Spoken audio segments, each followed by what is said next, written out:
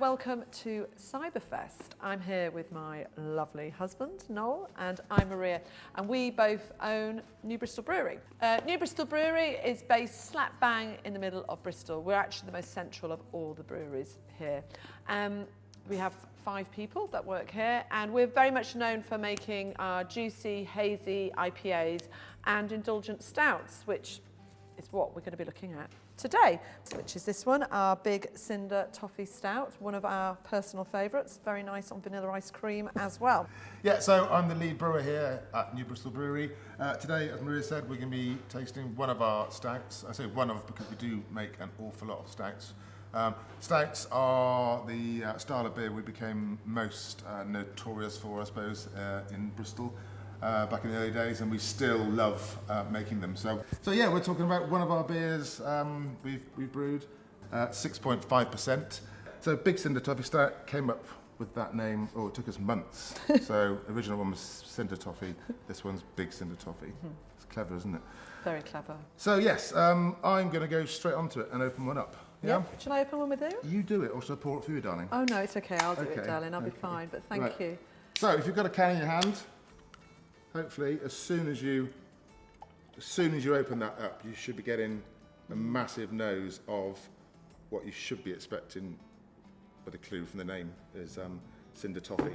Now, with all our stouts, we add something a little bit different to most of them. We don't just do I wouldn't call it a bog standard stout, we do a very flavourful stout, be it hop forward, or malt forward, but generally it's got a massive hint of a certain flavour. So this one, Big Cinder Toffee Stout, think of, we can't say the name, but it's a kind of cinder toffee chocolate bar made by a company that sounds like Brewery.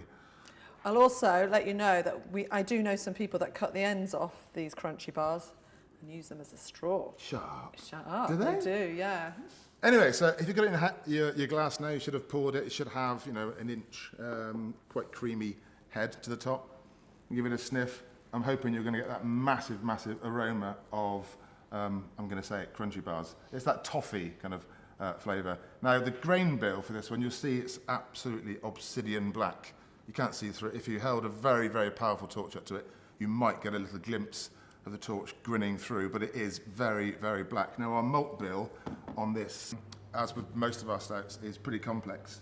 We've got Maris Otter, we have chocolate malt, roasted barley, high colour crystal, we have Munich, Vienna, oats, torrefied wheat, so we call it all the malts. It really is that black, and it provides that base, that kind of almost acrid, kind of smoky base to lay down that lovely flavour, which is our Cinder Toffee. Now, lots of people ask us how we get that flavour into our beers, and whilst we're not Colonel Sanders, KFC, it's not a secret, but it is really, it does involve a bit of this. Sorry, darling. But anyway, so yeah, have a swig. It's going to be those burnt, not acrid, but burnt notes are hopefully restrained. And then what comes through after that is that lovely soft honeycomb kind of toffee flavour. It's definitely, for me, a kind of sitting down beer. If you're ready, another sniff on there on the nose. It's so powerful, that smell of toffee and honeycomb. I'm really proud of that. But as a drink, if you actually manage to take a sip, it is pretty luxurious compared to our smaller version. Not to say that's bad, it's amazing beer. But this one, lots of people have said, can you not make a bigger one? And this one is a 6.5% version. We like our sitting down beers and standing up beers here, not lying down beers. So we could have made a big Imperial 10%, but we're really happy with this one.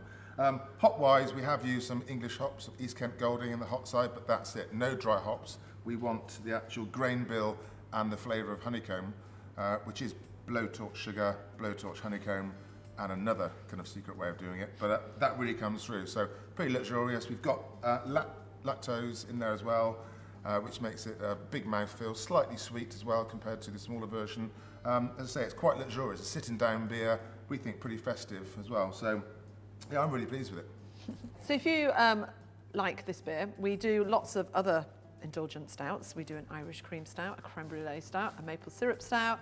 What else do we do? We Coffee, do bacon and maple. coffee, bacon and maple. We've just done a collab with Arbor where we're doing a white chocolate stout. And we also did our super deluxe stout, which we won Best Beer last year for the whole of the Southwest, didn't we? So yeah, we are very proud of our stouts. So much so that we've even called our brew dog stout. So that's about it. I think the only thing left to say is, what's the most common question that we usually get? Why did Kamikaze pilots wear helmets? No, don't do that, Joe. Don't do that, Joe. Let me quickly do that. Why not? Why not? That's good. No. So, yeah, we get asked all the time, why do you have a gorilla in a spacesuit? Well, that is Alfred. And when we started the brewery about 4 or 5 years ago, we were looking for a mascot for Bristol. We love our city so much. We wanted something that sort of was a nod to our city. So we were looking around and we did a bit of digging and then we found Alfred. So Alfred was one of the gorillas in the Bristol Zoo in the 1940s and 50s. He was incredibly popular. So much so he became a mascot for Bristol. When he died, they actually stuffed him and put him into the Bristol Museum where he still is today. And we really like this story of Alfred. We've put him in a spacesuit because we're very much about going one step beyond. Wanted to take him on his beery travels and adventures. And it's good, isn't it? He's alive. Thank you. Merry Christmas. Merry Christmas.